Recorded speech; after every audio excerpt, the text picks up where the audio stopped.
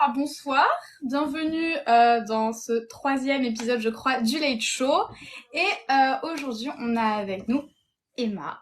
Je te laisse te présenter un petit peu pour ceux qui te connaissent pas. Très bien. Et bah, écoute, enchantée de tous vous rencontrer si je vous ai pas déjà rencontré en live.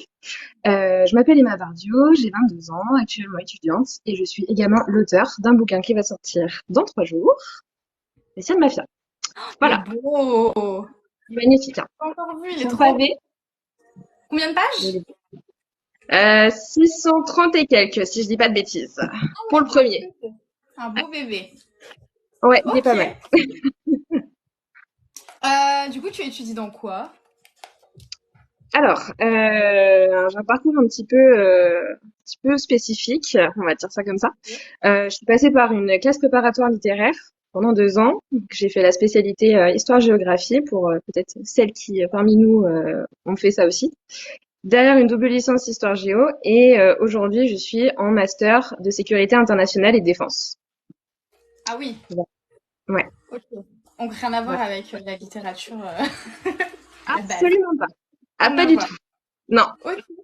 Et, non, non. euh, et du coup, tu as commencé à écrire sur Wattpad, c'est ça? Parce que du coup, Russian Mafia vient de Wattpad. Tout à fait. J'ai commencé en 2016. Ok. Du coup, c'est ton premier roman, c'est la première chose que t'écris. Ou t'avais déjà écrit un peu avant, mais c'est juste pas publié. C'est le premier terminé, on va dire. Après, au début, j'avais un premier profil que je m'étais créé, j'avais mis des petites histoires, mais c'était pas très abouti. Et en fait, quand j'ai commencé à travailler Russian Mafia, je me suis dit, bon, on arrête le bazar. Je fais pas 10 000 histoires en même temps et je me concentre sur celle-là. Et donc, je m'étais carrément recréé un profil en disant, à partir de maintenant, c'est sérieux, on fait ça et après on verra. Ok. Et t'as toujours du Ouais. coup eu cette envie d'écrire, enfin d'être auteur, de te faire publier à côté de tes études du coup, ou ça c'est juste en fait un truc comme ça pour passer le temps et ça a pris une ampleur que t'as pas contrôlée. C'était un enchaînement totalement incontrôlable, concrètement. Non, en fait, j'ai commencé vraiment à écrire. Je sais pas, je pense qu'il y en a qui ont lu enfin, c'est cette série. J'ai lu la série Eragon et j'ai été totalement dégoûtée par la fin. Je me suis dit, c'est pas possible, je veux pas terminer comme ça. Et en fait, rageusement, j'ai attrapé l'ordinateur de mes parents et j'ai commencé à écrire une suite.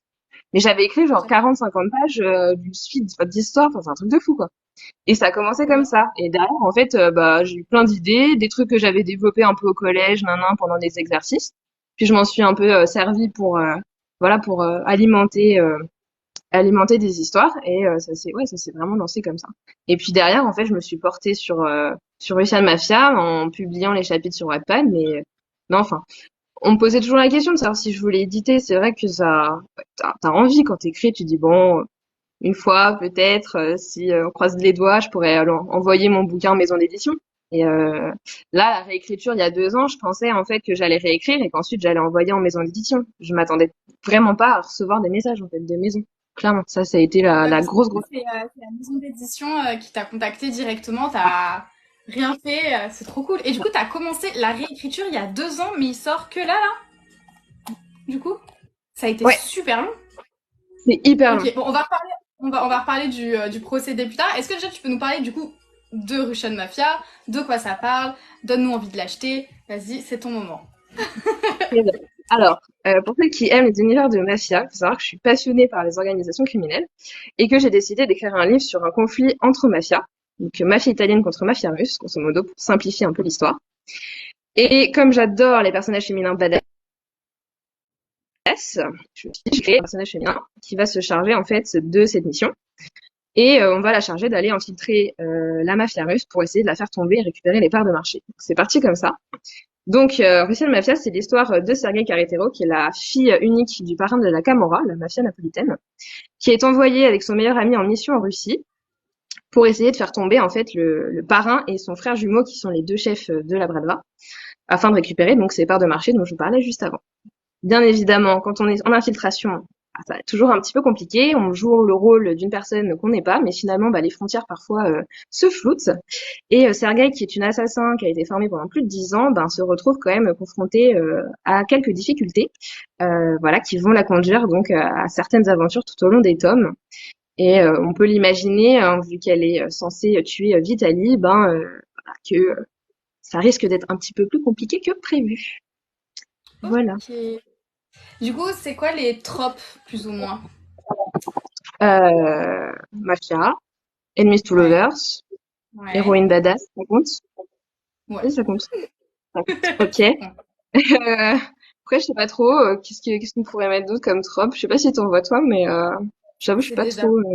c'est déjà pas C'est mal, déjà j'ai pas envie de mal. te dire. Mafia et Miss Lover, je pense que ça va déjà bien plaire, parce que c'est quand même des Mm. tropes assez hypées en Ouais, ce moment.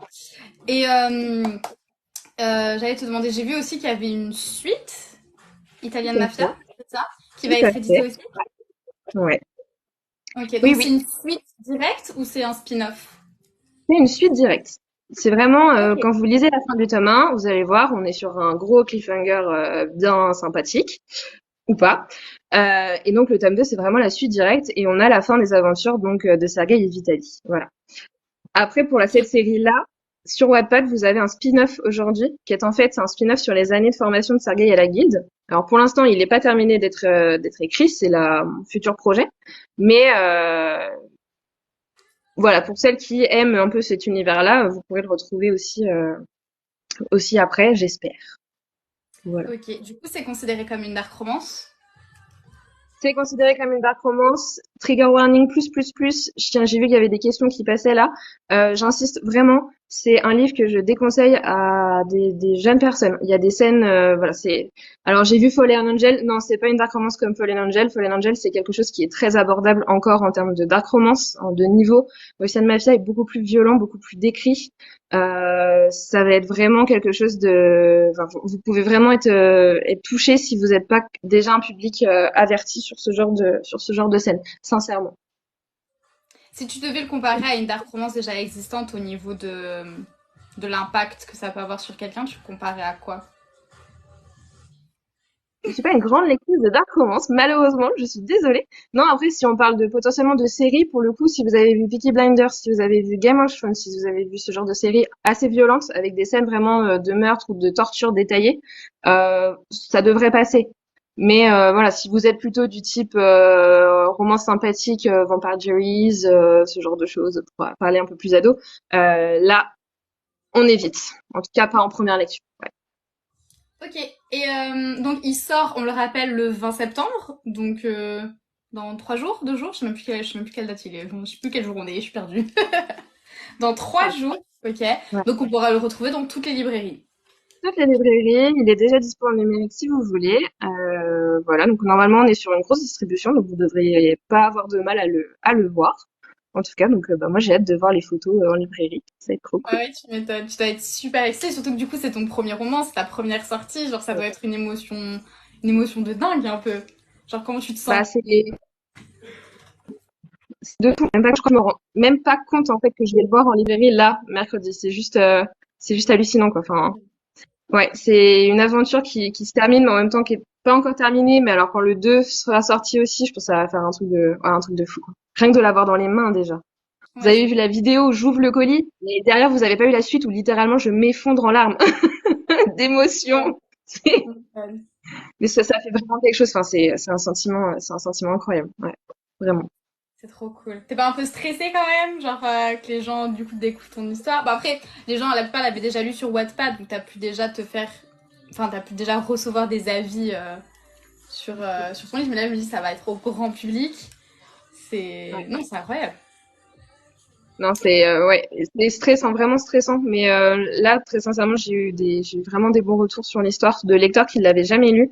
Parce qu'en plus, la version Wattpad, c'était pas la version telle qu'elle est éditée aujourd'hui. C'est-à-dire que moi, il y a eu la réécriture, plus derrière le travail édito avec la maison d'édition. Donc c'est un bébé un peu tout neuf, quoi, qui sort. Donc Mhm. c'est vrai que il y a des relations entre personnages qui ont vraiment évolué et je sais qu'il y en a certaines qui étaient attachées à ça et à ces détails. Donc c'est vrai que je me dis bon, peut-être qu'il y en a certaines qui vont être un peu déçues de découvrir que ça a évolué, mais en même temps ça le fait grandir aussi quoi. C'est la fin d'un projet donc c'est sympa. Et Mais c'est stressant. ouais, tu m'étonnes. Est-ce que tu peux nous parler du coup un peu du procédé bah, déjà de l'écriture sur Wattpad, puis ensuite quand tu as dû contrebalancer avec l'édition, comment ça s'est passé du coup justement pour les corrections, etc. Genre tout le cheminement jusqu'à ce que tu l'aies dans tes mains. Ok. Alors, quand je commence un roman, je travaille toujours ma trame en premier. Moi, je suis passée vite fait sur le live la semaine dernière d'Anita Regnitz qui disait qu'elle écrivait un peu, qu'elle justement, elle ne planifiait pas ses trames. À l'inverse, moi, je planifie tout. Donc, c'est Ok. assez marrant d'avoir les deux. C'est que vraiment, je fais mes recherches en avant de l'écriture. Je crée ma trame chapitre par chapitre, quasiment. Et puis derrière, je viens découper mes chapitres en termes de quantité, entre guillemets, et puis je commence à écrire. Donc j'ai commencé comme ça, et puis bon, Ruffian Mafia a beaucoup évolué par rapport à ce que je voulais au départ et puis ce qu'il est aujourd'hui, parce qu'on était quand même sur une trope grossesse accidentelle au départ. Ah, Pour ceux qui l'ont lu, vous allez voir qu'effectivement on a vraiment changé de projet, sans faire de spoil, mais on n'est plus sur de la grossesse accidentelle, ça je peux le dire. Et en fait, il a grandi comme ça. Donc au départ, j'étais au lycée, donc c'était facile de suivre un petit peu un rythme, un chapitre par semaine, deux quand je pouvais. Je passais mes journées au CDI à écrire sur un ordinateur, mais là, j'avais une vie magnifique. Des super amis qui me soutenaient, qui me disaient déjà à cette époque-là. Ça, c'est top. Qui me ouais. donnaient bien leur avis, me faisaient bien comprendre que des fois, je faisais de la merde et que du coup, il fallait que je change des choses. Mais ça sert. Et puis, en fait, après, je suis rentrée en prépa et là, alors non, pardon, entre deux. J'ai participé à un concours Fictia en 2019 qui s'appelait Infiltré et eux. Autant dire que quand j'ai vu le nom du concours, j'ai dit là, je peux pas le rater en fait. Il faut absolument que je participe. Mon histoire, elle colle pile. Et j'ai eu une chance de fou, c'est que j'ai été 10 ou 15e classée dans les lectures. Et en fait, j'ai été le premier coup de cœur de Hugo pour ce concours-là. Donc, ils m'ont fait monter en place tout de suite avec ça. Et donc, bah, je suis rentrée dans le process de rendre le manuscrit alors que j'avais même pas écrit le tome 2 encore à cette époque-là. Hyper vite, donc mois d'été à fond, donc août, j'ai relu tout, j'ai corrigé tout avec ma mère et ma grand-mère qui m'ont vachement aidé à ce moment-là. On a rendu le manuscrit en septembre, je rentrais en prépa et j'avais dû lire tous mes bouquins de prépa et tout dans les vacances. Enfin, ça avait été un truc, une année Ah, de fou. ouais. Voilà. Et je rentre en prépa et puis là, on a les résultats enfin du concours qui tombent. Alors c'est le stress parce que bon, entre auteurs, on se parlait, on était t'as reçu ta réponse, non t'as pas eu, non non non non. Puis je voyais les copines qui disaient moi bon, c'est pas moi, c'est pas moi, c'est pas moi. Et en fait, on était que deux à la fin à pas avoir eu de réponse. Et là, t'as 18 ans, tu te dis purée, mon rêve c'est l'édition. Je rentre en prépa et ils sortent. Et puis je reçois le mail et là, c'est pas moi.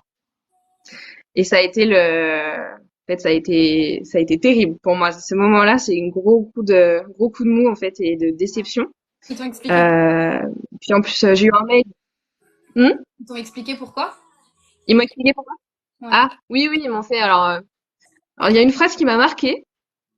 Ils m'ont dit que, bon, c'est la personne, c'est à l'époque, c'est vrai, mais que mon roman n'était pas à la hauteur des espérances que je m'étais données. Cette phrase, elle est restée gravée dans ma tête. Ok. Voilà. Et en fait, ça m'a mis vraiment un gros coup de stress. Je me suis dit, mais enfin, c'est pas possible, quoi. Une maison que j'adore, enfin, que j'adore vraiment. Je lis beaucoup de leurs romans, beaucoup de leurs auteurs. Qui me sort ça, je l'ai vraiment mal pris. Avec mon Normal. caractère un peu compliqué. Donc derrière, en fait, ça m'a freiné, mais sévère. Et puis j'ai dû, voilà, un petit peu, comment dire, attendre avant de me relancer sur le tome 2. Et puis en fait, c'est, ben, grâce aux messages sur Wattpad, voilà, de mes lectrices qui m'envoyaient des messages pour savoir si j'allais avancer, si ça allait sortir, ça remotive vachement. Et j'ai trouvé, bah, voilà, le courage, l'énergie, en tout cas, de dire, vas-y, je continue le tome 2 quand même, et puis on verra bien. Et donc ça s'est passé comme ça pour le tome 2. J'ai fini le tome 2 quand j'étais en prépa. Et puis arrivé à la fac, en fait, j'ai reçu un message des studios Wattpad qui me parlaient justement de l'édition. Ils disaient voilà, on aimerait vous proposer à nos partenaires, etc. Votre histoire nous plaît et tout. Est-ce que vous êtes partante? Et moi j'ai dit bah Ouais. pas tout de suite. Non, justement. Non, parce qu'en fait, j'avais tellement eu peur avec Hugo que je me sentais pas du tout avec l'histoire telle qu'elle était. Par contre, ça a été un message génial et je remercierai toujours la personne qui me l'a envoyé parce que c'est ce qui m'a mis le pied à l'étrier pour attaquer la réécriture. Et je me suis dit, ok, là ça devient sérieux, on y va.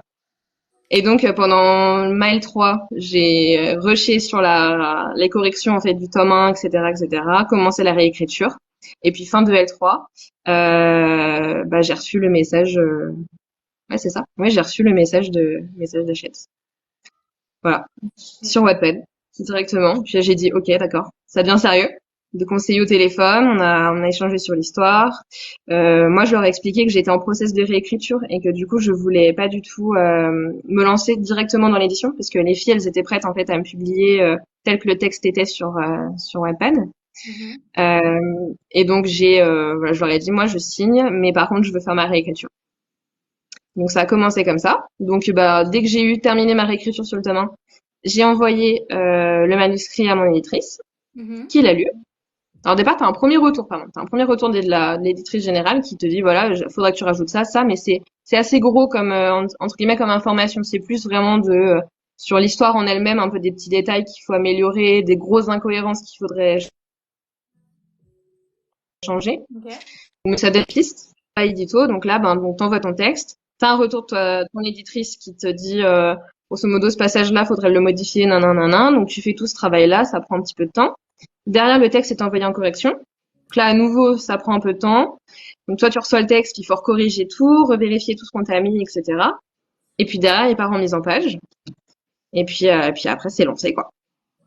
Voilà, un petit Ouais. peu le En processus. vrai, là, tu dois plus supporter ton livre, non? Genre, t'as dû tellement le relire et le re-relire, genre, il te sort pas un peu par les yeux?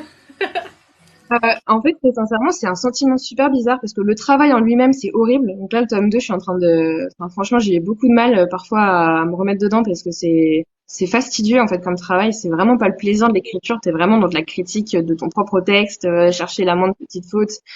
Voilà, c'est assez barbant. Mais je me rends compte d'un truc, c'est que comme je l'ai réécrit le tome 1 et que ben derrière on l'a corrigé, etc. J'ai beau l'avoir relu, j'étais tellement focalisée sur les fautes et tout qu'en fait je ne connais pas mon propre livre.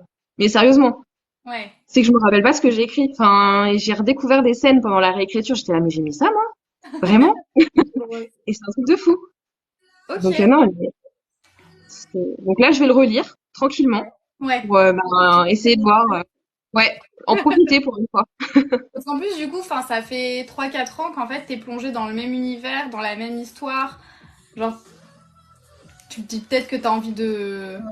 7 ans, c'est énorme. Genre, c'est bon, j'ai enfin, de me te dire, t'as envie d'écrire autre chose, parce que j'imagine que t'as quand même d'autres idées, de nouvelles histoires, de nouveaux projets, et tu te dis, c'est bon, genre, ça fait 7 ans que je suis là-dessus, j'aimerais genre passer à autre chose, non? Ouais. Ah, mais totalement. Totalement, totalement. Donc là, j'ai hâte de terminer avec le tome 2, qu'on ait fini le travail édito pour pouvoir en fait enchaîner avec des projets parce que ben moi, je pense que tu écris aussi, donc tu dois connaître ça, mais quand on a des idées, ça fusionne. Enfin, tu dis, purée, faut que j'y aille, quoi, faut que je commence. Donc, de temps en temps, je tape un petit chapitre à gauche, à droite pour essayer de préparer, voilà, les prochaines histoires. J'ai déjà 2 bouquins avec des trames complètes qui sont prêts, donc en fait, j'ai plus qu'à les écrire, quoi. C'est un peu le... C'est ça, faut que non, je finis d'abord ça, ensuite c'est bon, je, Ouais. je me mets à l'autre. Ah ouais. Du coup, Faut tu peux, mettre des priorités. à part le spin-off, du coup, qui est en projet, tu peux nous parler d'autres choses ou c'est encore confidentiel tu peux rien nous Non, teaser pour le c'est projet. pas confidentiel parce que les filles qui me suivent sur Wattpad, elles sont déjà au courant, mais dans le tome 2, on rencontre pas mal de personnages, de nouveaux personnages notamment, Ok. qui font partie d'autres organisations. J'essaye de pas trop en dire pour pas spoiler, mais voilà. Et en fait, entre guillemets, on les voit très brièvement dans leur milieu criminel, mais j'aimerais très sincèrement en fait aller un petit peu plus profondément dans ces organisations-là, montrer comment elles fonctionnent, montrer sur quoi ils travaillent, quels sont leurs trafics, quelles sont les difficultés qu'ils rencontrent, et puis Mhm. surtout quel climat ça crée autour d'eux. Et donc je vais avoir, enfin, ouais, j'ai plusieurs couples. Là, j'en ai 4 rien que dans l'univers Russian Mafia Ok. qui auront leur histoire. Donc le but c'est qu'elles puissent se lire séparément, mais voilà, ça on verra. Sergei et Vitali devraient faire des apparitions ici et là de temps en temps, à voir, mais tout dépend en fait du moment où les autres histoires vont venir s'échelonner sur leur vie. Donc parfois on va avoir peut-être un Vitali plus jeune, une Sergei beaucoup plus vieille, voilà, ça tout peut un peu évoluer. C'est assez marrant. Et puis après, ouais, j'ai d'autres projets, mais qui ont rien à voir avec la mafia, quoi. J'ai une Et c'est ce que dystopie. j'allais dire. Est-ce que ça va rester du coup tout le temps dans le même univers, un peu mafia dark romance, ou tu veux partir dans d'autres genres complets? Non, je vais essayer de partir dans d'autres genres quand même. Ouais, ouais, Ok. ouais. Ouais. Genre tu peux Parce faire que, de la fantasy ou comme tu as dit, de la dystopie. alors moi, je suis une grosse lectrice de romantaisie. Enfin, grosse, j'en lis quand même pas mal, mais voilà, quand j'ai le Ok. temps. Donc, je vais partir là-dessus parce que j'ai une idée depuis un moment. Donc, je vais voilà, je vais vraiment essayer de le développer. Donc là, pareil, c'est un projet, voilà, Je suis en train de travailler tranquillement. Et puis j'ai une dystopie du coup là, ouais, qui est déjà sur Wattpad, qui s'appelle Survival, qui est assez violente aussi. Je cache pas, qui le sera tout au long de l'histoire. Mais c'est pareil, un univers que j'ai beaucoup lu quand j'étais un petit peu plus jeune, et c'est vrai que j'avais envie de l'explorer un peu à ma sauce. Donc Et c'est est-ce deux points. qu'à long terme, du coup, tu te verrais vivre uniquement de l'écriture ou t'as quand même envie de garder, du coup, ton autre travail à côté?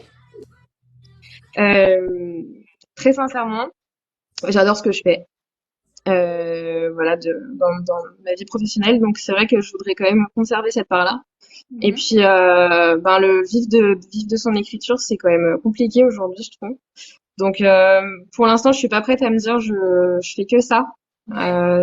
Pour moi, j'ai pas assez de sécurité. J'ai besoin d'être un peu plus sécure.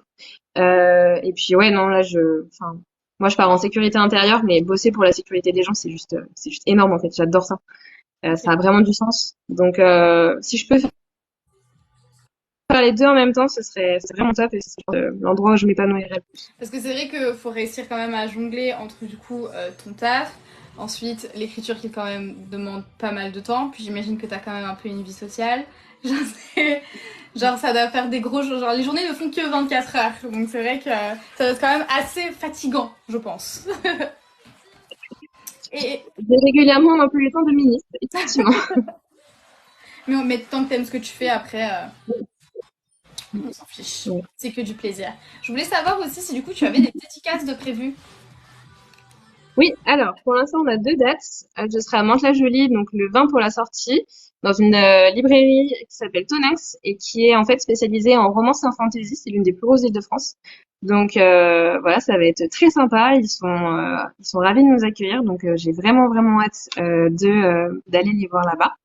Et puis je serai chez moi le 23 à Annecy, pareil dans une nouvelle librairie qui vient d'ouvrir, qui est spécialisée en romance et en fantasy, qui s'appelle 9K Romance. Donc voilà, pour celles qui sont de la région Haute-Savoie-Savoie, on pourra s'y retrouver. Et puis, on est censé avoir d'autres dates. J'en dis pas plus pour l'instant, mais guettez quand même les notifs chez BMR parce que voilà, il y a moyen quand même qu'on arrive à caler d'autres séances de dédicaces. Voilà. C'est trop cool. Et j'ai vu une question passer dans les commentaires qui était intéressante. C'était pour l'écriture du coup de Russian Mafia. Est-ce que du coup t'as dû quand même, j'imagine, te renseigner justement sur bah, la Russie, sur la culture, sur la mafia là-bas? Ça a été un gros travail ou raconte-nous c'était comment pour trouver toutes tes inspirations? Alors, au début, oui, j'ai fait des recherches. Alors, j'étais tombée sur des sites qui étaient plutôt bien faits, avec beaucoup d'informations, notamment un jeune chercheur. Alors qu'aujourd'hui, le site a disparu. Je suis un peu deg. Mais il avait fait vraiment, je pense, une thèse sur le sujet et donc il était vraiment très renseigné. Donc je suis partie là-dessus pour trouver une base sur les trafics. Et puis ben là aujourd'hui, alors le fait d'être du coup en sécurité internationale et défense, c'est que je travaille quand même sur ces organisations-là. J'en fais quand même un sujet de mémoire. Mhm. Donc j'ai des sources beaucoup plus scientifiques aujourd'hui sur lesquelles je peux m'appuyer. Donc c'est vraiment important, je trouve, voilà, de bien lire et de bien être conscient de la réalité quand on écrit sur la mafia. Parce qu'après, ça reste un roman, donc je vais dire, il y a beaucoup de choses qui sont pas réelles dans mon livre. Mais par contre, si je peux en parler, enfin, si on me demande d'en parler derrière, je suis capable de dire non, mais j'ai choisi ça parce que je voulais que ce soit comme ça. Mais je sais que ça fonctionne différemment. C'est important. T'as pu prendre quoi? Ouais, j'ai vraiment répondu à la question, donc n'hésite pas si. Je dis, du coup, t'as quand même pris quelques libertés. Genre, c'est pas non plus exact, ça colle pas exactement à la réalité ou si totalement, genre, c'est complètement plausible. Alors, alors, je suis quand même historienne et géographe. Je fais beaucoup de géopolitique, j'en lis énormément, donc tout ce qui est trafic et entre guillemets les plus gros trafics des organisations, comment ça fonctionne, comment elles fonctionnent entre elles, tout ça c'est basé réellement sur des choses vraies et surtout sur des sources scientifiques. Donc là pour le coup c'est totalement réel. Après j'ai simplifié entre guillemets les organisations pour que ce soit beaucoup plus lisible. En fait, si vous prenez rien que le terme Bradva, normalement Bradva c'est le terme générique pour désigner une organisation criminelle entre guillemets. Voilà. C'est pas, normalement, c'est un nom derrière bras de vin. Ok, Et puis, c'est des groupes. ok. Voilà. Moi, j'ai décidé d'en faire vraiment une grosse famille en disant, voilà, on est vraiment sur quelque chose de très important, rassembler un peu les chiffres de tout le monde pour faire vraiment la très, très grosse famille qui vient, en fait, confronter derrière les mafias italiennes, enfin, c'est pas correct de dire mafia italienne, mais je le dis avec un pluriel, notamment Cosa Nostra, par exemple, qui est, elle, une grosse organisation, qui est seule sur la Sicile et sur l'Italie, voire même les États-Unis et ailleurs. Mais j'avais besoin d'avoir un peu ce niveau-là, sinon j'aurais pas eu la puissance que les Azarov devaient avoir pour Russian Mafia. Pour la Camorra aussi, j'ai pris un petit peu de liberté, mais comment dire, au départ, j'étais vraiment partie sur juste une famille. Et puis finalement, j'ai fait un peu machine arrière en essayant de rajouter, vous verrez, plus d'explications sur le fonctionnement, en fait, de la Camorra, dans Russian Mafia, Italian Mafia. En fait, il faut bien comprendre qu'à Naples, ce sont des familles qui se partagent le territoire. Donc, c'est des petites guerres entre petits clans, finalement. C'est qu'on parle des familles camoristes au pluriel. Et c'est vraiment ce côté-là que j'avais pas trop expliqué au départ, et je trouvais que c'était important de revenir dessus en faisant bien comprendre que la famille de Sergueï est très puissante, mais qu'elle est pas la seule, en fait. Ok. Voilà. Donc j'essaye, voilà, de distiller des informations réelles dans le livre. Après, il faut savoir faire le tri entre ce qui est réel et ce qui est quand même fictif, que j'ai utilisé pour m'arranger un petit peu la vie, entre guillemets. Ouais, ouais. Mais c'est trop cool en vrai, c'est super intéressant et au moins de savoir que même si on lit voilà, une romance divertissante, on va dire, on a quand même des plots réels et historiques. Enfin, je trouve que c'est quand même super intéressant, donc c'est cool. Ah bah, la question elle est intéressante, c'était pas dur d'introduire une histoire d'amour dans tout cet univers. Ah, bah ça, c'est compliqué à partir du moment où vous prenez déjà rien qu'une femme dans l'univers de la mafia. Alors là, les spécialistes du genre vont me descendre, mais je le sais, je m'y attends. Parce qu'en fait, très sincèrement, une femme dans la mafia, elle a le rôle de transmission des valeurs familiales, des valeurs de la mafia. Elle n'a absolument pas de rôle dans l'organisation en elle-même. Donc rien que de créer ça, déjà, c'est très compliqué. Et c'est pour ça que Sergei a un rôle un petit peu à part. C'est qu'elle n'est pas vraiment l'héritière de son père. Elle va pas reprendre parce qu'on lui fait bien comprendre au départ qu'elle n'est pas voulu, qu'on voulait un mec pour qu'il reprenne. Et déjà, l'héritier n'est pas toujours assuré de récupérer. Ça peut être un membre de la famille différent. Rien que, par exemple, si le fils est tué, hein, concrètement, voilà, Ouais. ça arrive très souvent. Donc, ça peut être un membre de la famille, voire même une personne juste de l'organisation qui va se dire, OK, c'est mon moment, je me présente. C'est un peu ça l'idée. Donc voilà, Sergei, elle est totalement à part, mais son père va lui dire, OK, tu peux avoir quand même une utilité, t'es une femme, mais t'es jolie, t'es intelligente, on peut te former et puis on va t'envoyer faire une mission. Et ce qui était dur, c'était un peu d'essayer de créer la manière dont Sergei allait réussir à infiltrer la Bradva. Disons que c'est une femme, comment est-ce qu'elle va rentrer dans cet univers-là, qui est un univers macho, qui est un univers très fermé. Comment on fait, quoi. Et ça, Ouais. ça a été le très très gros défi de savoir comment jongler avec ça.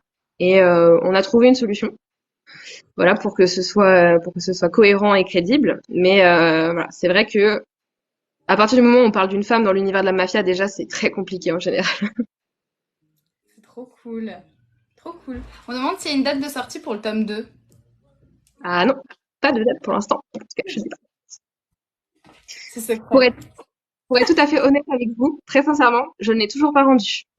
Donc, autant dire que, voilà, T'as une on est, deadline? non, pas pour l'instant. En fait, pour parler un petit peu de moi.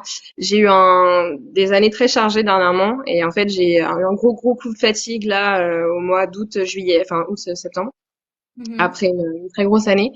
Et en fait j'ai pris du retard sur le tome 2. Donc là j'essaye de rattraper comme je peux. Mes correctrices rush sévères pour essayer de me rendre leurs remarques rapidement. Ouais. Voilà, j'espère pouvoir le rendre d'ici début octobre. C'est vraiment mon objectif. Et donc derrière, voilà, à partir du moment où je l'ai rendu, faut partir sur du à peu près 3 mois de travail édito, et puis tout va dépendre ensuite du calendrier de chez BMR. Concrètement, voilà. Donc pour l'instant, on n'aura pas de date tout de suite. Ok. Et oui, j'ai vu souvent aussi cette interrogation. Il sort en poche ou en brochet? Et si je dis pas de bêtises, c'est en poche du coup, c'est ça? C'est ça Si tu en veux le poche. remontrer pour qu'on voit un peu la couverture. Mais d'ailleurs, tu vas nous parler un peu de la couverture. Parle-nous de la couverture. Oula, attention à la couverture.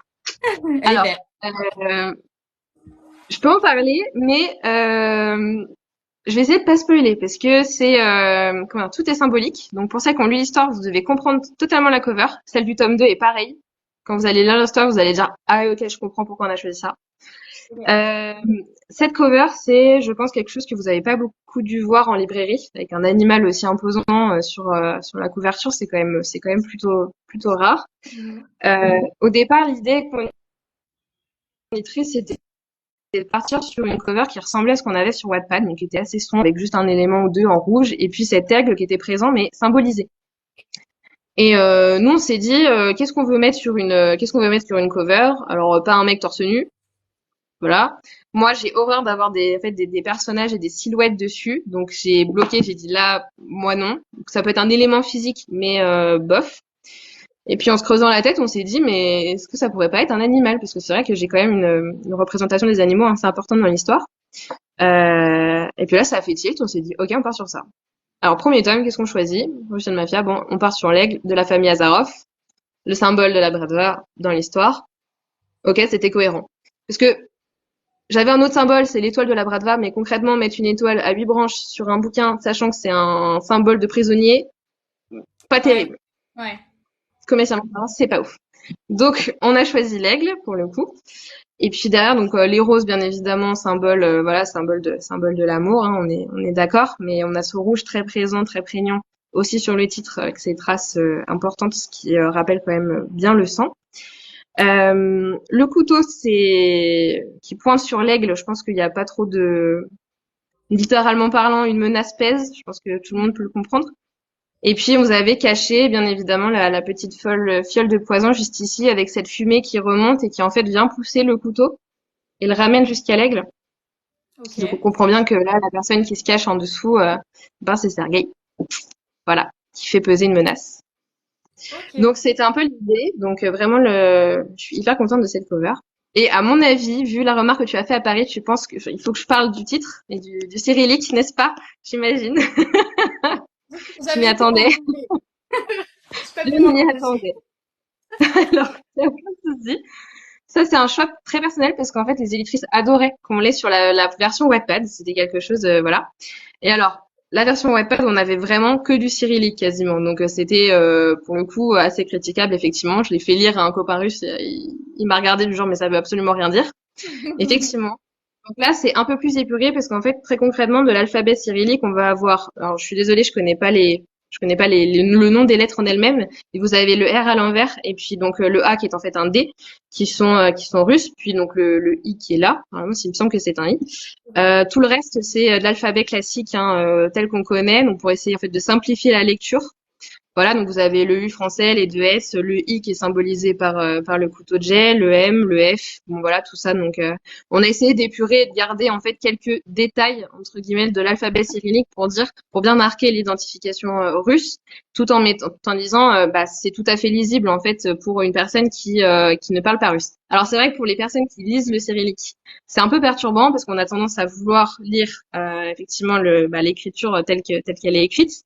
Puis on bug un peu sur les S, parce que souvent, normalement, c'est censé être des C, mais donc, votre cerveau fait l'association. On lit quand même tout, c'est pas grave. C'est assez marrant d'ailleurs à voir.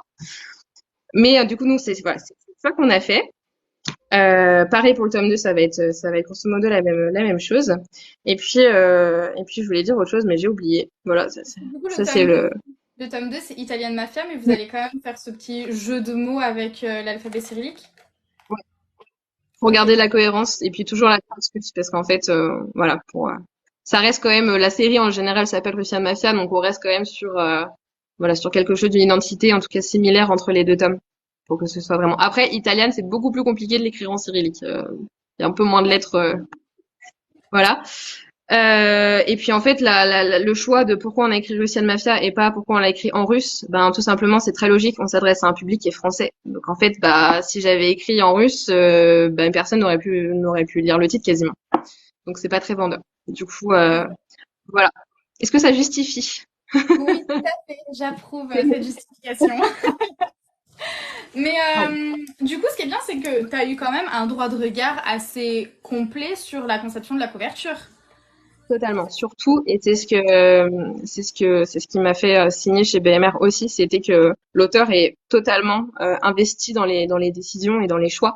C'est que même sur le texte, En fait, j'ai totalement, j'ai la dernière voix concrètement. Si je dis bah non, moi je veux que ce soit comme ça sur le texte, parce Mhm. que faut quand même le justifier, mais disons qu'on a quand même une très très grande et une vraie place dans dans la prise de décision. Et ça c'est hyper important parce qu'on lâche nos bébés, mais en même temps bah voilà, on a quand même le choix, on a quand même voilà notre mot à dire sur la manière dont on travaille le texte et dont on travaille le visuel. Mm. Et parce que du coup, tu avais eu d'autres propositions à part BMR? Oui, Ok, du coup, c'est toi après qui as j'ai eu choisi. d'autres propositions. De quoi? Alors, mm, Je t'ai coupé, pardon, j'ai pardon. pas entendu. Pareil, je t'ai coupé, du coup, j'ai pas entendu ce que t'as dit. Vas-y. Non, oui, alors, pour reprendre, oui, du coup, j'ai eu d'autres propositions. J'en ai eu une 6 mois après BMR et puis l'autre, en fait, le jour où je signais. Alors, je dirais pas les noms pour ces maisons d'édition, mais c'était de très, très belles propositions aussi. Ça a été très compliqué quand même de faire le choix. Ce qui a fait gagner BMR, c'est le fait que j'avais déjà commencé le travail avec elle et que je m'étais beaucoup attachée à l'équipe et Ouais. que on avait un peu la même vision du projet. Donc, Mhm. j'ai dit là, je veux pas reprendre à zéro. Voilà, on y va ensemble et puis on verra bien ce que ça donne. Donc, c'est pas un regret. Mais voilà, j'ai quand même eu. Je sais que le texte à ce moment-là, mais on sent là en ce moment que les dark romans sur Wattpad là, de plus en plus, on est les unes après les autres édités. Mhm. On sent qu'il y a une vraie pression sur le marché et que les éditeurs là, ils se ruent sur cette source de livres. Donc je suis à moitié étonnée en fait d'avoir été contactée. Voilà. Après, c'est un choix. J'aurais pu signer ailleurs, mais non, je suis très contente d'être chez BMR et voilà, le résultat est top, donc je suis très contente. C'est trop cool. Très contente pour toi. Alors, il y a une question, c'est pourquoi avoir choisi un aigle américain pour la couverture? Alors, j'aime pas trop cette expression d'aigle américain. Alors, j'avoue, c'est bof. C'est pas Mais, une rivalité en Russie et aux États-Unis? hein, Parce que bon, enfin, un aigle, ça reste un aigle, qu'il soit aux États-Unis ou, ou en Russie, c'est un voilà. aigle. En Russie, on a quand même des aigles, hein. Ça reste un animal qui est présent sur le territoire. Si vous regardez rien que le symbole impérial russe, c'est un aigle. Voilà. Les Romanov, leur symbole, c'était l'aigle. Et nous, on l'a choisi parce qu'en fait, c'est le symbole de la famille Azarov. Donc la famille, la mafia russe dans mon histoire. Donc c'est pour ça qu'on a choisi ce symbole-là. Ça aurait pu être un ours si j'avais choisi l'ours. Voilà, j'ai choisi l'aigle parce que c'était l'animal qui correspondait le plus à Vitaly, je trouve. Et donc c'est pour ça qu'on l'a utilisé pour la cover. Voilà. Ok. Ah, est-ce que du coup c'est un choix que le livre sorte en poche ou c'est la maison d'édition qui a choisi? Alors, euh, un mélange des deux. C'est un peu compliqué. Alors, je vous avoue que moi, quand j'ai signé, je voulais vraiment qu'on sorte un poche et BMR le faisait pas à ce moment-là. Quand moi, quand j'ai signé, c'était pas du tout, on n'en parlait absolument pas. Les collections Ito n'existaient pas dans l'univers de BMR.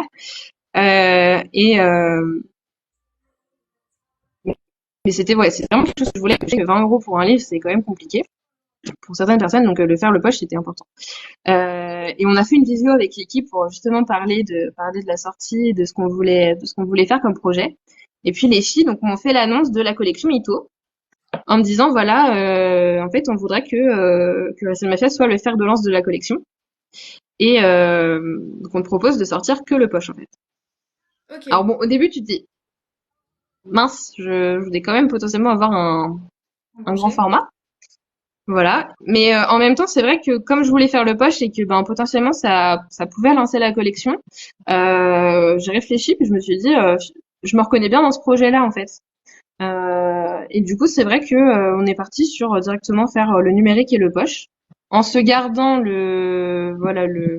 en se gardant la possibilité de refaire un autre choix après potentiellement. Mais c'est vrai que quand on sort un poche, c'est quand même très compliqué de sortir un grand format après. Voilà. Mais c'est vrai que ça nous a parlé à toutes, je pense, et on s'est bien retrouvés sur le projet du poche. Donc, bah, c'est pour ça qu'il sort en poche. C'est que on a décidé que ce serait comme ça. Du coup, Voilà. Italian Alpha sortira en poche aussi. Ouais, en poche aussi, numérique et poche, tout pareil. Ok. Et est-ce que du coup, pour tes futurs projets, tu te vois continuer à travailler avec BMR ou t'es pas contre aller genre dans d'autres maisons d'édition en fonction de ce qu'on propose? Tout dépend en fait de l'histoire que je vais écrire de la place d'avoir dans une maison d'édition. Tu vois, par exemple, la dystopie, BMR n'en fait pas, donc pas grand sens que je signe chez BMR, tu vois, si je veux l'éditer un jour. Il faut garder cette cohérence-là, je pense. Russian Mafia, c'est vrai qu'il est un petit peu à part je trouve, dans l'univers de BMR parce qu'on est plus sur un polar que sur une romance finalement, vous allez voir, et que bah il est très sombre. Et donc c'est vrai que là bon il y a Unslave qui vient de sortir, donc on commence à avoir des dark romances qui sont un petit peu plus violentes qui arrivent dans le lot. Mais c'est vrai que Captive et Fallen Angel sont je pense un peu plus abordables en termes de violence et de description. Donc c'est quand même vraiment je pense à un niveau ça s'adresse à un public un petit peu plus âgé. Donc voilà, à voir pour les prochaines très sincèrement, mais non, écoute, moi je suis très bien chez DMR pour l'instant, donc on verra. Je veux pas faire plan sur la comète tant que j'ai pas écrit les autres en fait, parce que franchement j'en sais rien, je sais pas où la vie me portera, je sais même pas si j'en sortirai d'autres, très sincèrement, on verra. Déjà on fait cela. Ouais, grave. Les gens finissent ça, ensuite on verra, parce que c'est déjà beaucoup. Toujours les priorités.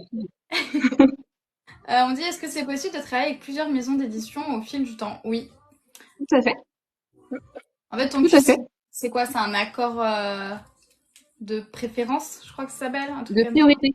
Alors c'est l'accord de priorité, il me semble. Et alors ça, c'est pas dans tous les contrats d'édition.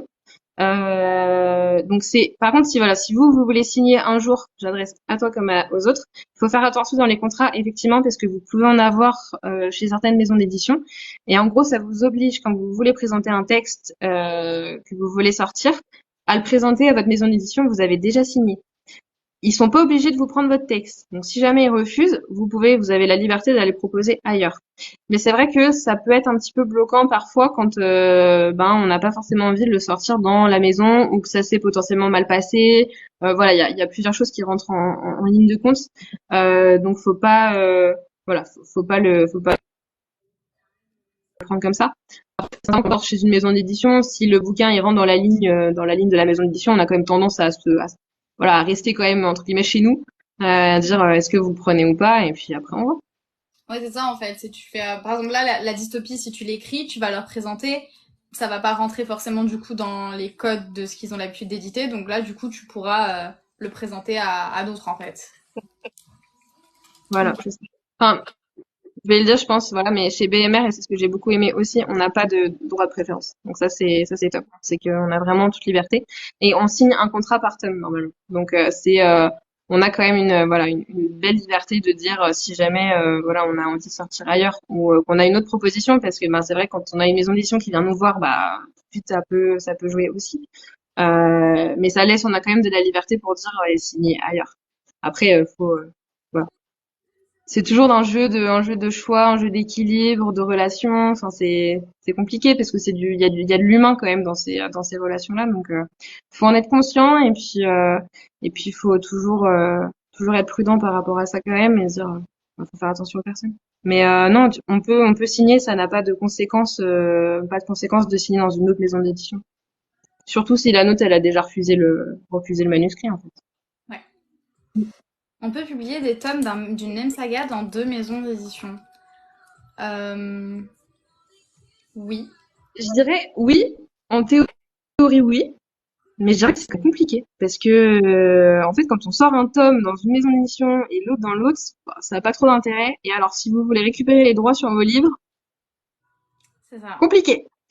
Voilà, la loi française fait que c'est quand même compliqué. Donc ouais, je sais pas si le cas est déjà arrivé. J'ai vraiment pas du tout Je d'exemple sais en pas tête, si mais je crois que on en avait parlé avec Eugénie Dielens dans le premier épisode pour Gods of Love qui est édité chez Hugo et je crois qu'elle a dit qu'il y aurait potentiellement une suite mais pas éditée chez Hugo, genre dans une autre maison d'édition. Donc c'est que ça doit bah se alors faire. ça c'est ouais, si elle signe comme nous des contrats tome par tome, elle est totalement libre, surtout si potentiellement Hugo ont refusé le manuscrit, elle est totalement libre C'est ça. de le publier ailleurs. Après, c'est un choix c'est un choix d'auteur. Il y en a beaucoup qui préfèrent potentiellement passer par l'auto-édition en disant, bah, comme ça laisse quand même une cohérence un peu dans la série. Mais tout dépend des auteurs et du projet, hein. Mm. Oui, voilà. Il y a quelqu'un qui dit c'est nul pour l'esthétique de la bibliothèque, je suis complètement d'accord. Ça me perturberait trop aussi d'avoir genre deux tomes qui sont pas édités par les uns. Je suis d'accord. Ouais, totalement. Pourquoi Russian Mafia est écrit comme ça? On a expliqué il y a 5 minutes. Ouais, faudra voir le live. On va regarder la rediffusion. Non, si tu veux peut-être Ouais, réexpliquer rapidement pour si il y a ok. d'autres qui ont. On a gardé l'esprit de la cover Wattpad qui était déjà écrit en cyrillique.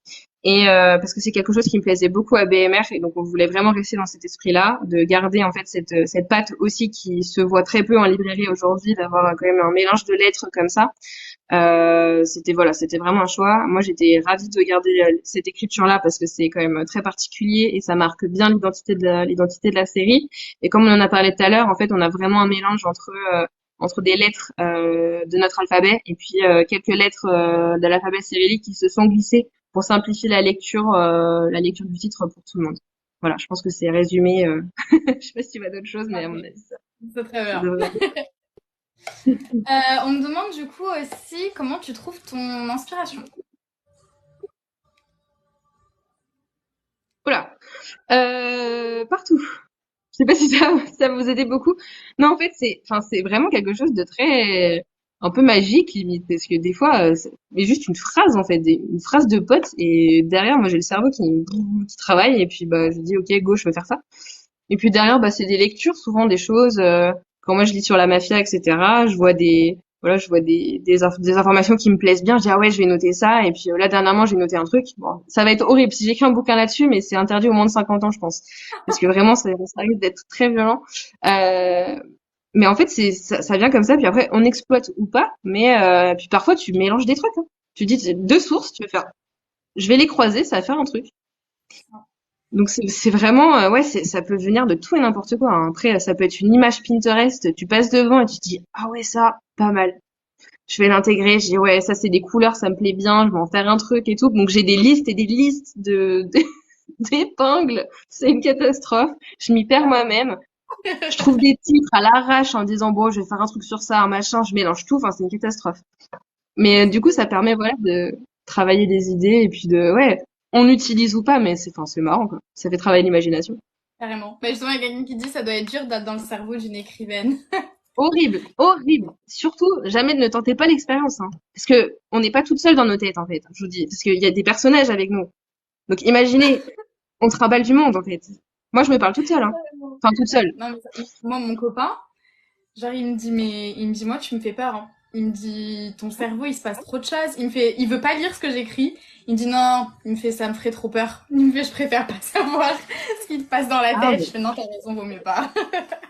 moi, mes parents ont flippé, c'est vraiment quand ils ont commencé à savoir sur quoi j'écrirais, parce qu'au départ, je me disais, bon, j'écris un truc, nan, nan, nan. Puis quand ils ont su que c'était sur la mafia, ils ont dit, ah ouais, mais bon, tu utilises quand même notre adresse IP. Puis je faisais des recherches, comment cacher un corps, quel est le poison pour tuer le plus vite, des trucs comme ça. Hein. J'ai un carnet de poison, pour vous dire à quel point je suis cinglée. J'ai un carnet de poison, c'est réel, vraiment, où j'ai noté C'est bien, toutes mes recherches, donc les effets, le temps de la mort, comment le planquer. Non, non, mais t'es on va bien très bien renseigné. après. T'es bien Ah renseigné oui, sur le sujet. oui. C'est bien. Si t'as ouais, si t'as besoin de planquer quelqu'un, y a pas de souci, j'arrive. Hein. Aucun Tu problème. m'appelles. Voilà. Ah, mais c'est vrai que les historiques, bah justement, j'en avais parlé avec Océane, du conte Océadorable, quand elle avait sorti du coup sa Dark Romance. Elle disait pareil, elle me dit mon historique de recherche, genre les meilleures tortures, comment camoufler un corps, hein, c'est quelque chose. Ah non, mais on C'est est fou. surveillé, hein. C'est obligé, hein. C'est obligé. C'est obligé. Hein, je me fais pas. Mais je sais pas si t'avais vu ma story que j'ai fait la semaine dernière sur Instagram, sur Rasputin.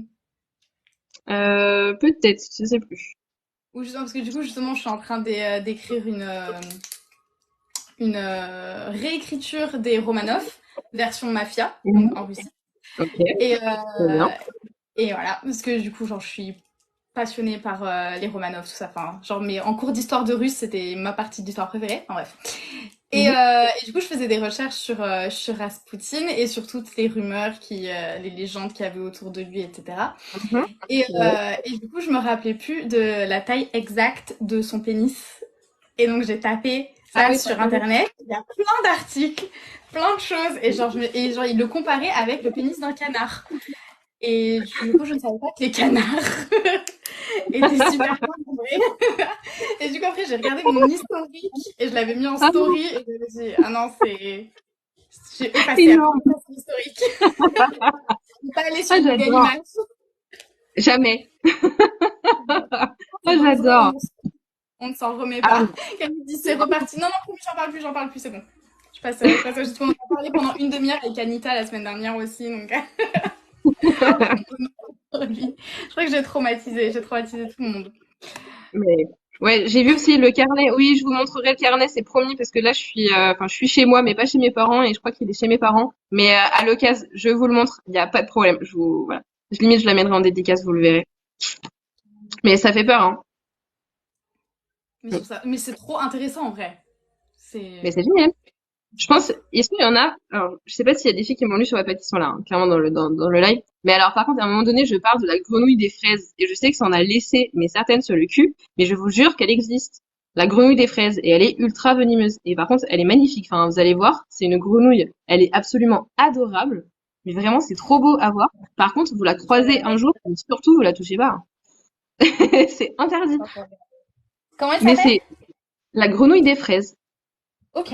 Vraiment, Elle est et en rouge? fait, on dirait une petite fraise. Ouais, elle est rouge rose, elle est trop mignonne. J'adore. Elle se fait voir. Trop C'est vraiment, On dirait une fraise. t'as vu? Mais par contre, elle est, ouais, on dirait une fraise. Mais elle est Elle est venimeuse. trop Attention. venimeuse. Mais c'est quoi? C'est genre son mucus? Genre elle te touche et Ouais, il tu me meurs. semble que c'est sa peau. Mm. Et où est-ce qu'on la Ouais, trouve? il y a des détails comme ça selon les animaux. euh, Mais il n'y en a pas en France. Mais c'est, ouais. Non, non, Amérique latine. Amérique Amérique latine. latine, Amérique du Sud. Il y a que des dingueries là-bas. Je regardais pour m'endormir, j'aimais trop regarder cette émission sur Netflix. C'était les 10 espèces les plus dangereuses en Amérique latine, en Australie, des trucs comme ça. Genre, il y a des trucs, tu te dis, je n'irai jamais dans ce pays de malheur. Déjà, quand tu regardes ça, tu sais que t'es tordu parce qu'il faut quand même vouloir se faire du mal à regarder les animaux les plus dangereux. Après, tu veux plus voyager du tout. Alors, l'Australie, moi, c'est mort. J'ai fait Je tellement de n'irai pas. recherches sur les animaux dangereux que j'y mets pas les pieds.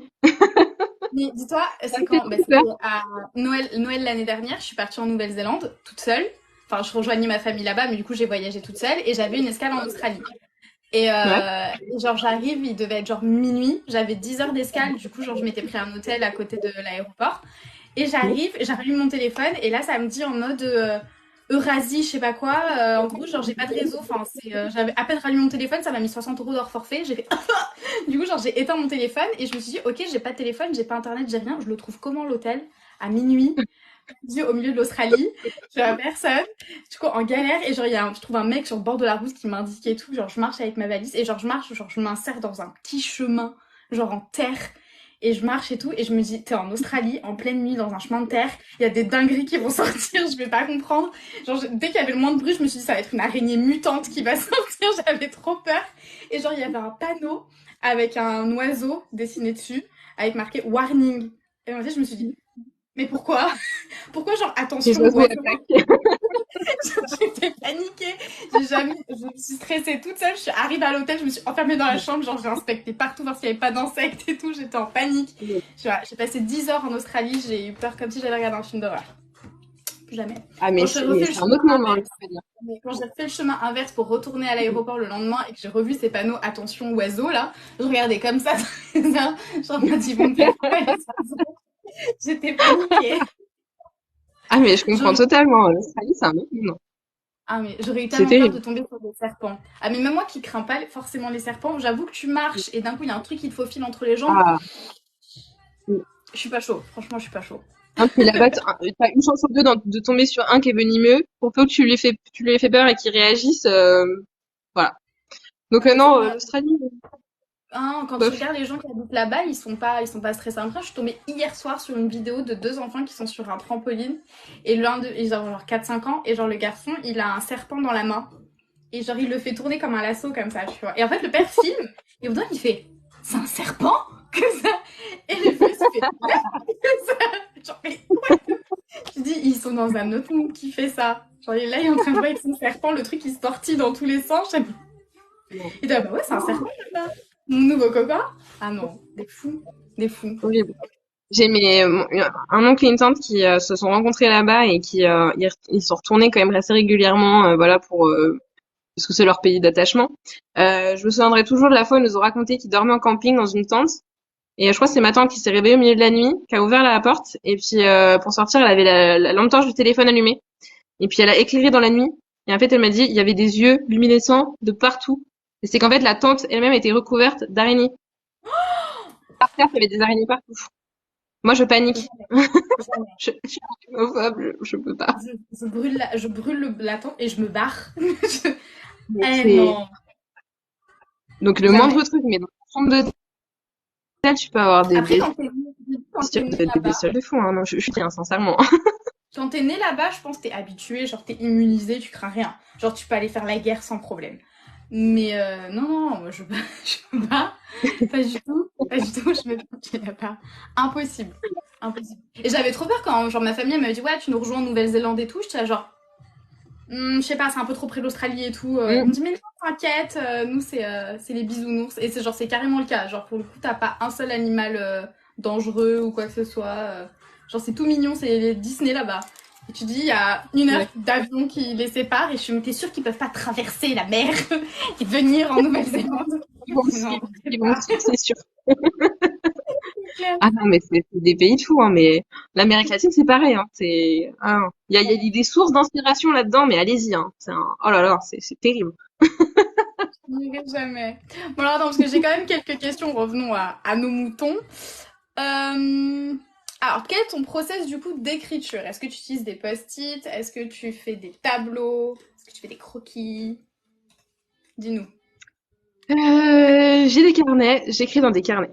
Et en fait, j'écris mes idées un peu comme elles viennent au départ. Et puis derrière, je fais des notes, des flèches, des machins, des trucs. C'est le bazar. Mais je travaille comme ça. Et puis ensuite, je mets tout au propre à l'ordinateur et je crée ma trame. Voilà. Mais je recense, je fais beaucoup de fiches documents, de fiches d'infos quand j'ai besoin, tout ça pour essayer, voilà, pour essayer d'organiser et de retrouver assez facilement mes recherches parce que des fois quand même, je me dis mais j'ai vu ça quelque part et impossible de remettre la main dessus. Je suis tellement pas organisée dans ça, je me suis rendu compte, mais il y a pas si longtemps que ça, qu'en fait, j'avais écrit des choses sur Italian Mafia dans 2 carnets différents. Normalement, j'ai un carnet par livre. À quel moment j'ai écrit dans un deuxième carnet? Là, je sais pas. Il y a eu un trou. Tu devais plus trouver l'autre. Tu t'es dit, faut que j'écrive ça Ouais, quelque part. peut-être. Pas retrouver. Galère. Mais donc là, j'ai abandonné. J'ai dit bon, on verra. Alors, est-ce que tu peux du coup nous rappeler tes dédicaces? Parce qu'il y en a du coup qui ont raté l'info.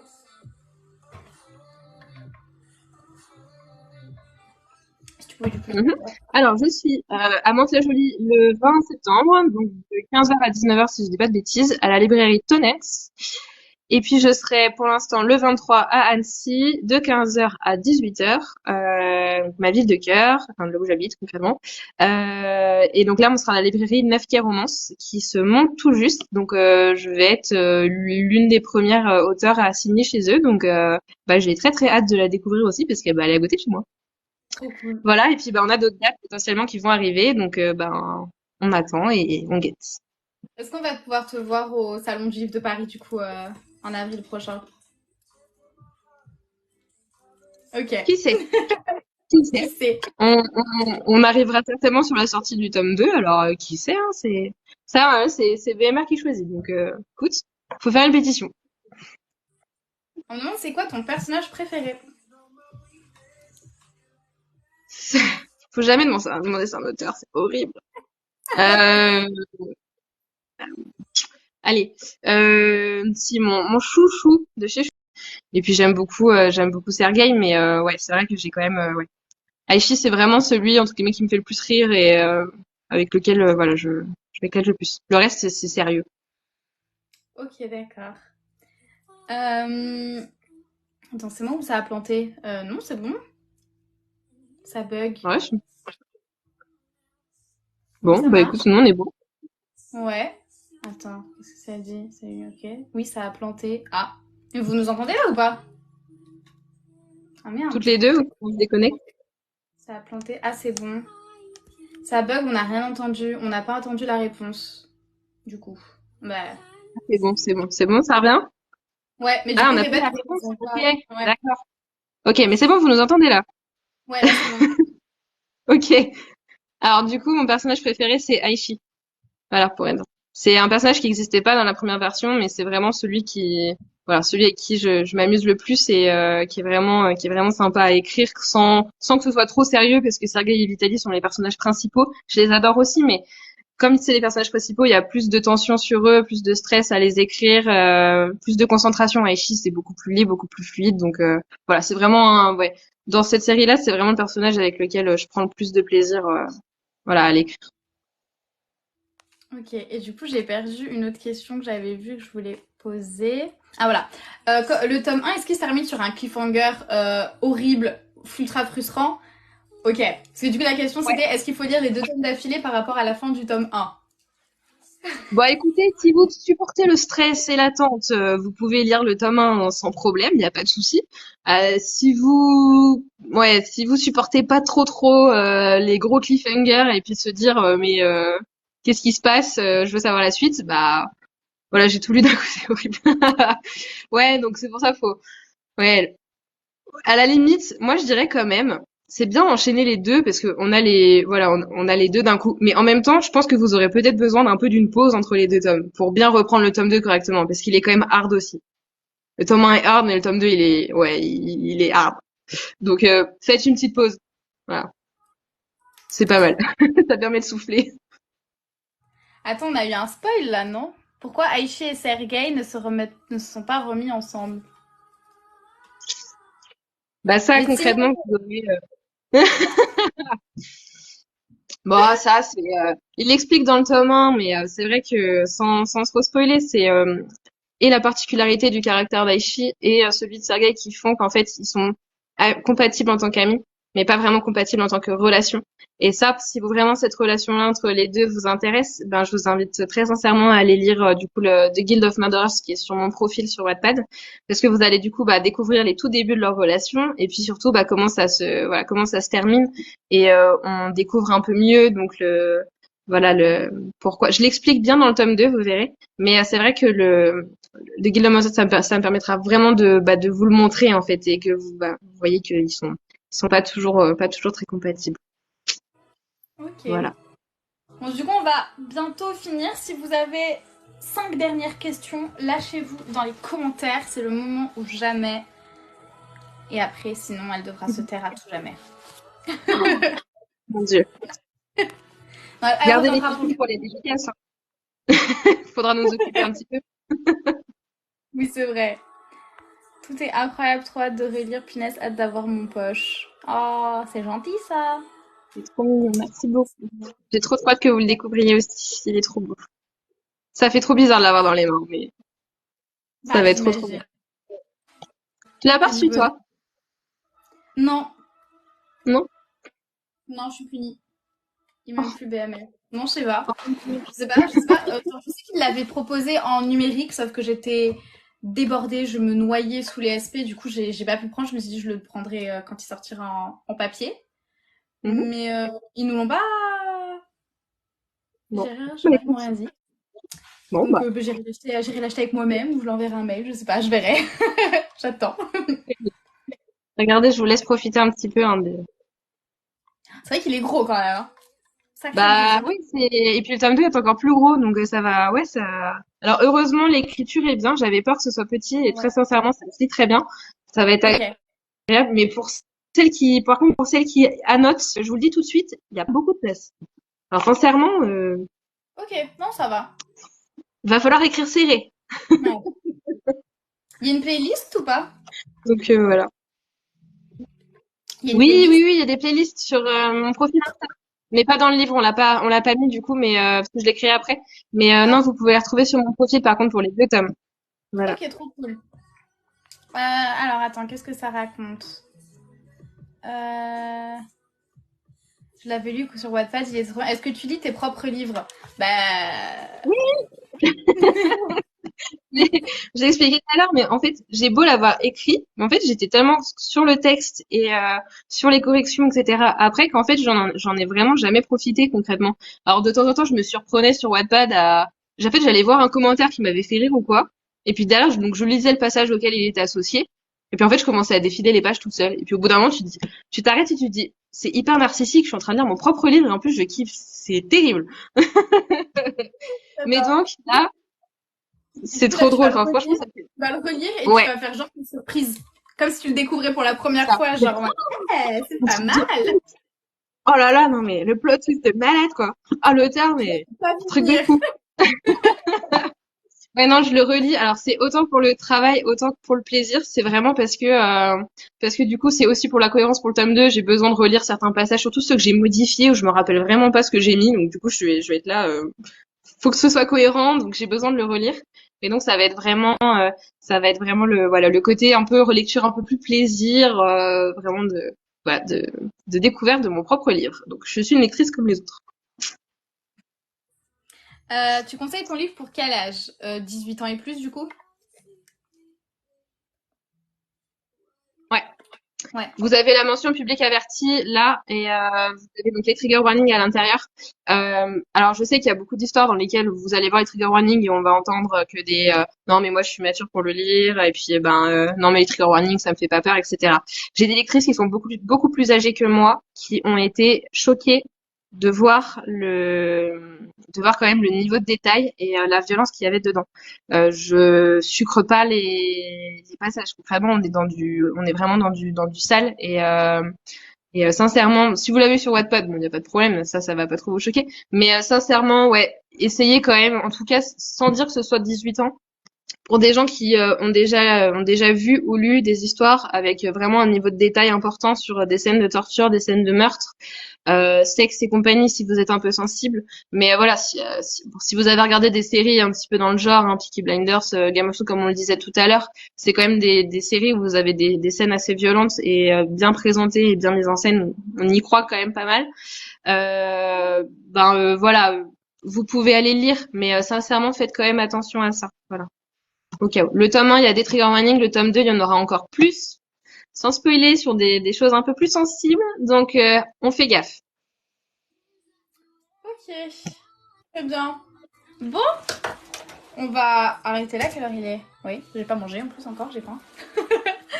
Mais merci en tout cas d'être venu, d'avoir accepté mon invitation. Donc on n'oublie pas les gens, Russian Mafia, ça sort le 20 septembre en librairie. Non, voilà. C'est une dark romance avec beaucoup de trigger warning, tout ce qu'on aime, enfin tout ce que j'aime. Exactement. Et franchement, tu m'as trop hypé, j'ai trop envie de le lire.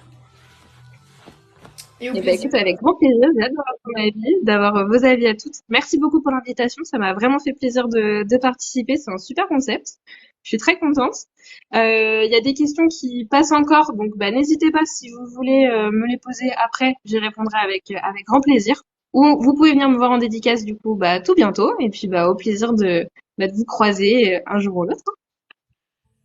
Trop cool. Et oui, du coup, juste pour, parce que j'ai oublié de dire ça, le prochain invité, ça sera le 8 octobre, parce que du coup, là, je pars à Paris, donc ça va être compliqué de faire les lives. Donc ça sera le 8 octobre, et oui, ça sera avec Morgane Moncombe, du coup, et on parlera de son nouveau livre, Un automne pour te pardonner. Voilou. Deux raisons d'aller en librairie le 20 septembre. Morgane Moncomble et Christiane Macha. Vous n'avez pas d'excuses, ils sortent le même jour. Le même jour. Il n'y a pas d'excuses. On Carrément, va j'avoue. chercher les deux, s'il vous plaît. On vous regarde. Et c'est organisé, hein, je rigole. Non, non, mais c'est très marrant. Bon, merci beaucoup. Trop, Ça trop fait bien. tous une bonne soirée. Dormez bien. Et une belle semaine. Bisous. Yes. Salut!